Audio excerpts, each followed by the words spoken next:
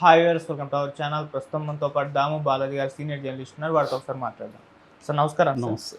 Sir Borugadda Anil ఒక selfie వీడియోని release చేశారు సార్. ఆ వీడియోలో ఏంటంటే నన్ను చంపేస్తారు లోకేష్ గారు అండ్ పవన్ కళ్యాణ్ గారు, వీళ్ళిద్దరి దగ్గర నుంచి కూడా నాకు ప్రాణభయం ఉంది అని చెప్పేసి ఆయన తన ఆవేదన వ్యక్తం చేస్తూ ఆ వీడియో అయితే రిలీజ్ చేస్తారు. అది ఇప్పుడు తెగ వైరల్ అయిపోతుంది. మరి నిజంగా ఆయన ఆరోపిస్తున్నట్టు పవన్ కళ్యాణ్ గారు కానివ్వండి, లేకుంటే లోకేష్ గారు కానివ్వండి, ఈయన్ని చంపే అవకాశం ఏమన్నా ఉందంటారా సార్? మరి ఆయన వీడియో పైన మీ ఒపీనియన్ ఏంటి సార్? బోరుగడ్డ అనిల్ అతను వైసీపీ ప్రభుత్వం ఉన్నప్పుడు భయంకరంగా రెచ్చిపోయి భయంకరమైన బూతులు మాట్లాడి పాపులర్ అయిన వాళ్ళల్లో బోరుగడ్డ అనిల్. అతను చాలా నీచంగా మాట్లాడడం అనేది చేశాడు. సో కానీ అందరూ చెప్పినా ఇప్పుడు వినలేదు. తెలుగుదేశం వాళ్ళు బాగా గోల్ చేశారు. కానీ వైసీపీలో ఇలాంటి వాళ్ళని కొంతమందిని బాగా ప్రోత్సహించి వీళ్ళ దగ్గర చేయించారు. వీళ్ళు కూడా రెచ్చిపోయారు. సో ఆ క్రమంలో రాగానే వీళ్ళు ఎట్లాగో రెడ్ బుక్ పెట్టుకున్నారు. లోకేష్ ఎవరో అరెస్ట్ చేయాలి ఏంటో ఒక లిస్ట్ ఉంది ఆల్రెడీ. కాబట్టి ఫస్ట్ కేసులు పెట్టిన వాళ్ళల్లో వర రవీందర్ రెడ్డి, బోరుగడ్డ అనిల్ ఇలాంటి వాళ్ళు ఉన్నారు. బిగినింగ్ ఫస్ట్ గవర్నమెంట్ రాగానే ఫస్ట్ సోషల్ మీడియా మీదని, అంటే గతంలో వైసీపీ సోషల్ మీడియాలో ఎవరో రెచ్చిపోయారు, హీనంగా పోస్టులు పెట్టారు, పర్సనల్ అటాక్స్ ఎవరు చేశారు, బూతులు ఎవరు తిట్టారు, వాళ్ళని చాట్అవుట్ చేసి వాళ్ళని అరెస్ట్ చేయడం మొదలుపెట్టారు. అలాగే బోరుగడ్డ అనిల్ని అరెస్ట్ చేశారు. ఇక్కడ వీళ్ళ మోడస్ ఆపరేండి ఏంటంటే, ఒకటి అరెస్టులు చూపించకుండా పట్టుకొని రావడం, పోలీస్ స్టేషన్లో కొట్టడం, తిప్పడం, కేసులు పెట్టడం, కోర్టుకు పెట్టకపోవడం అనేది బిగినింగ్లో మనకు బాగా కనబడుతుంది. ముఖ్యంగా సోషల్ మీడియాలో ఉన్న వాళ్ళ మీద ఇది జరిగింది. ఎందుకంటే హెబియస్ కార్పస్ పిటిషన్లే ఎప్పుడూ లేనన్ని వచ్చాయని సాక్షాత్తు హైకోర్టు జడ్జే ప్రకటించారు. నా జీవితంలో ఎప్పుడు చూడనన్ని హెబియస్ కార్పస్లు ఇప్పుడు ఎందుకు వస్తున్నాయని. అంటే హెబియస్ కార్పస్ ఎప్పుడు వస్తుంది? ఇంట్లో నుంచి మనిషిని ఎత్తుకెళ్ళిపోతారు పోలీసులు, కోర్టుకు బెటరు, ఎక్కడున్నాడో చూపిరు. అలాంటప్పుడు హెబియస్ కార్పస్ వేస్తారు. అంటే ఒక మనిషి మిస్సింగ్, ఈ మనిషిని కోర్టుకు పెట్టమని పోలీసులకు చెప్పండి అని రిక్వెస్ట్ చేసే ఒక రిట్ను హెబియస్ కార్పస్ అంటారు.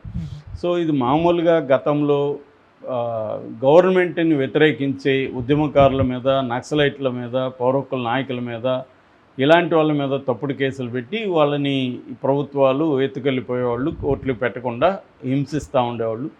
అప్పుడు హెబియస్ కార్పస్ పిటిషన్లు వేసేవాళ్ళు. ఇప్పుడేమవుతుంది, వాళ్ళకంటే కూడా ప్రతిపక్షాల మీద ఇవన్నీ పెట్టడం మొదలైంది. ప్రతిపక్షాలని మిస్సింగ్లు తీసుకెళ్ళడం, వాళ్ళని ఎక్కడున్నారో చెప్పకపోవడం, ఇది ఈ ప్రభుత్వం బలంగా చేస్తున్నట్టు మనకి తెలుస్తుంది.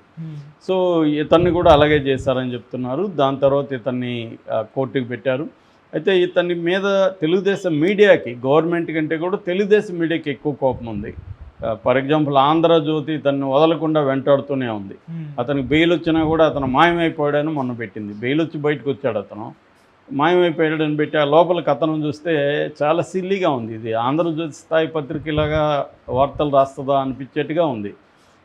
ఏముందంటే జైలు సూపరింటెండెంట్ బెయిల్ ఇవ్వాలంటే వాళ్ళ పై అధికారులకి, బెయిల్ మీద విడుదల చేయాలంటే పై అధికారికి చెప్పాలంట, రెండోది పోలీస్ స్టేషన్లో చెప్పాలంట.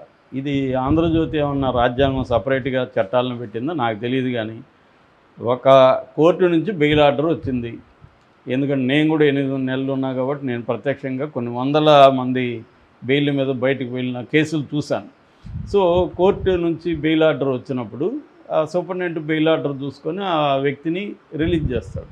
పోలీస్ స్టేషన్కి ఎందుకు చెప్పాలి? వాళ్ళకేం సంబంధం? సూపరింటెండెంట్ పైన వాళ్ళకి ఎందుకు చెప్పాలి? సూపరింటెండెంట్కి ఆ అధికారం ఉంది, ఎందుకంటే కోర్టు నుంచి వచ్చింది కాబట్టి. సో కోర్టు విడుదల చేయమన్నప్పుడు సూపరింటెండెంట్ చేయాలి. ఇది వదిలేస్తే ఆంధ్రజ్యోతి ఏం చెప్తుంది అంటే, వీడిని ఏదో ఒక రకంగా వేధించాలి అని పెట్టుకొని ఇతను మాయమైపోయాడని పోలీసుల మీద ప్రెజర్ చేయడం ఎక్కువగా. ఇప్పుడు తెలుగుదేశం వాళ్ళు నిజానికి చంద్రబాబు ఈ స్థాయిలో రివెంజ్ పాలిటిక్స్ తీర్చుకునే వ్యక్తి కాదు. కానీ చంద్రబాబు కూడా ఇప్పుడు చేతులు ఎత్తేసాడు, నిస్సహాయుడైపోయాడు. మీడియాకి బందీ ఆయన, ఇటు పవన్ కళ్యాణ్కి బందీ, లోకేష్కి బందీ, అక్కడ మోడీకి బందీ. ఇన్ని బంధనాలు చంద్రబాబుని చుట్టుముట్టేశాయి. దాంతో మీడియా ఏం చేస్తుంది, ఇంకా రెచ్చిపోతుంది. వీళ్ళ మీద ప్రతీకారం తీర్చుకో, చంపే, నరికే అన్న స్థాయిలో మీడియా రెచ్చిపోయి రాస్తుంది. సో ఇదే పరిస్థితి రేపు వాళ్ళకి రాదా అనేది కూడా ఆలోచించట్లేదు. ఎవరు చరిత్ర నుంచి నేర్చుకోరని చెప్పడానికి ఇప్పుడున్న మీడియా ఒక సాక్ష్యం. వీళ్ళు రెచ్చిపోయి ఇదే విధంగా మాట్లాడుతున్నారు. సో గతంలో అదే జరిగింది. జగన్ ఉన్నప్పుడు వాళ్ళ సోషల్ మీడియా కావచ్చు, సాక్షి కావచ్చు ఇలాగ రెచ్చిపోయింది. కానీ ఇప్పుడు ఈ డిగ్రీలో, ఈ స్థాయిలో మాత్రం అప్పుడు లేదని చెప్పొచ్చు మనం. వీళ్ళు ఇంకా పెంచారు. పెంచడానికి వీళ్ళకుండే కసి అదంతా ఉండొచ్చు. రేపొద్దున వాళ్ళు ఇంకా పెంచుతారు. ఇది అంతం లేకుండా ఒక విశేష సర్కిల్లో రాను రాను పెరుగుతూనే వెళ్తూ ఉంటుంది. దీనికి ఎండ్ అనేది ఉండదు. ఈ మొత్తం ప్రాసెస్లో రాజ్యాంగాన్ని, ప్రజాస్వామ్యాన్ని, ఒక ప్రాసెస్ అంటాం, జ్యుడిషియల్ ప్రాసెస్ని, దీన్నన్నింటినీ బ్రేక్ చేసేస్తున్నారు. ఒక న్యాయబద్ధంగా కేసులు పెట్టట్లేదు, న్యాయబద్ధంగా అరెస్టులు చూపించట్లేదు, న్యాయబద్ధంగా కంప్లైంట్లో ఉన్న సెక్షన్లు పెట్టట్లేదు. ఇవన్నీ నేను చెప్పడం కాదు, హైకోర్టులే చెప్తున్నాయి. ఆంధ్రప్రదేశ్ హైకోర్టు చెప్పిన దాన్ని నేను కోర్టు చేస్తున్నా. ఇవి జరగట్లేదు. సో అంటే మేము అవన్నీ పాటించాం, మా చేతిలో అధికారం ఉంది, ఏం చేస్తారో చేసుకోండి అన్న ధోరణి ఈ ప్రభుత్వంలో కనిపిస్తుంది. అలాగే మీడియా ఇతన్ని మామూలుగా ఇతనికి ఫస్ట్ ఏమో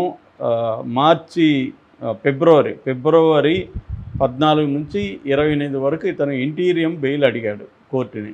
ఎందుకు అడిగాడంటే, మా అమ్మ ఓపెన్ హార్ట్ సర్జరీ ఉంది చెన్నైలో, నేను దగ్గర ఉండాలి, మా అమ్మకి 4 కూతుళ్ళు, నేను ఒక్క కొడుకు, 4 కూతుళ్ళు పెళ్ళిళ్ళు అయిపోయింది కాబట్టి వాళ్ళు అటెండ్ అవ్వడం కష్టం అవుతుంది, నేను మా అమ్మను చూసుకోవాలి అని ఇతను కోర్టుకి వెళ్ళాడు. కోర్టు ఇతనికి 14 నుంచి 28 వరకు ఇచ్చింది. ఎందుకంటే కోర్టుకి ఇతను మెడికల్ హాస్పిటల్లో 12న వాళ్ళ మదర్ చేరింది, వాళ్ళ మదర్ హాస్పిటల్లో అడ్మిట్ అయిన ఫామ్స్ అవన్నీ చూపించాడు. ఆమెకి ఓపెన్ హార్ట్ సర్జరీ అవ్వాలని డాక్టర్ ఇచ్చినవి అవన్నీ కోర్టుకి సబ్మిట్ చేశాడు. కోర్టు అవన్నీ వాస్తవం కాదా పోలీసుల్ని చెక్ చేసుకోమనింది. వాస్తవం అన్నప్పుడు కోర్టు ఇతనికి బెయిల్ ఇచ్చింది. ఎందుకంటే వాళ్ళమ్మ 12 అయింది, 18 సర్జరీ అయింది, 24 డిశ్చార్జ్ అయింది. తర్వాత కూడా ఎక్స్టెండ్ చేయమని ఇతను అడిగాడు కోర్టుని, కానీ కోర్టు ఒప్పుకోలేదు. సో ఇతను 23వ తేదీ ఈవినింగే పోలీసులకి సరెండర్ అయిపోయాడు. అంటే జైల్లో మళ్ళీ వెళ్ళాలి కాబట్టి జైలుకి వెళ్ళిపోయాడు, జైల్లో ఉన్నాడు. తర్వాత మళ్ళీ బెయిల్కి ఈయన అప్లై చేసుకున్నాడు. బెయిల్ ఎక్స్టెండ్ చేస్తూ మళ్ళీ ఏం చేశారంటే, ఇతను గుంటూరులో లలిత హాస్పిటల్లో ఇతనికి కార్డియాలజిస్ట్ ద్వారా మళ్ళీ ఒక సర్టిఫికేటు, రాఘవ శర్మ డాక్టర్, ఆయన ఇచ్చిన సర్టిఫికేట్ పెట్టి మళ్ళీ బెయిల్ని ఎక్స్టెండ్ చేసుకొని బెయిల్ బయటకు వచ్చాడు. ఇది జరిగితే ఇప్పుడు బెయిల్ నుంచి ఆయన బయటకు వచ్చాడు. కానీ వీళ్ళు ఏం రాశారు, అందరూ చాలా పెద్ద ఐటము, ఇతను మాయమైపోయాడు, జైల్లో అక్రమం వదిలేశాడు, కోర్టును కూడా మ్యానిపులేట్ చేశాడు, ఇలాగ రాశాయి.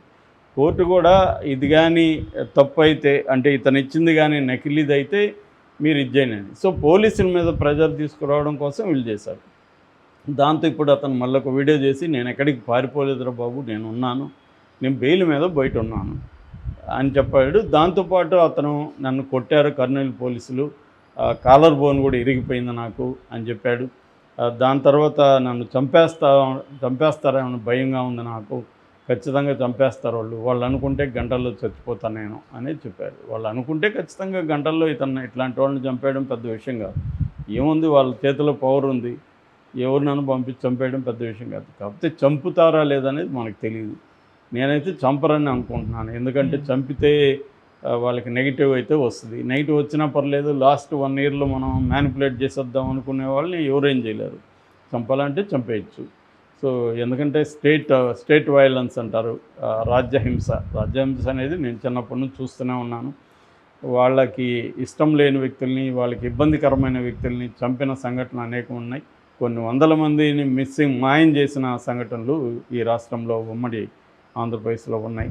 కాబట్టి ఇది జరగదని మనం ఏం చెప్పలేం. ఎందుకంటే ఇప్పుడు కూడా చూస్తే మొత్తం రాజ్యాంగ వ్యతిరేక, చట్ట వ్యతిరేక, సుప్రీంకోర్టు తీర్పుల వ్యతిరేక కార్యక్రమాలనే ఈ ప్రభుత్వం చేస్తుంది. అరెస్టులు చేసేటప్పుడు వాళ్ళు అరెస్టు అవ్వాల్సిన నేరం చేశారా లేదా అనేది వేరే చర్చ. ఎందుకంటే 7 ఏళ్ల లోపల నేరం చేస్తుంటే అరెస్ట్ చేయకూడదని సుప్రీంకోర్టు అనేకసార్లు చెప్పింది.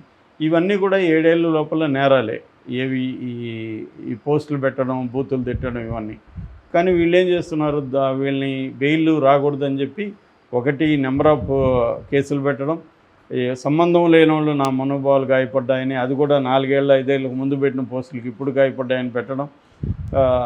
2 ఇందాక చెప్పినట్టుగా లేని సెక్షన్లు పెట్టేయడం. అంటే కంప్లైంట్లో ఒక ఇచ్చుంటాడు, వీళ్ళు లేని అంటే 111 ఒకటి పెడుతున్నారు క్రిమినల్ సిండికేట్ అని, రెండోది ఎస్సీ ఎస్టీ పెడుతున్నారు. ఈ 2 సెక్షన్లు ఎందుకంటే ఇవి 2 సెక్షన్లు కూడా 7 ఏళ్ళ కంటే ఎక్కువ జైలు శిక్ష ఉండేదే కాబట్టి అరెస్ట్ చేయొచ్చు.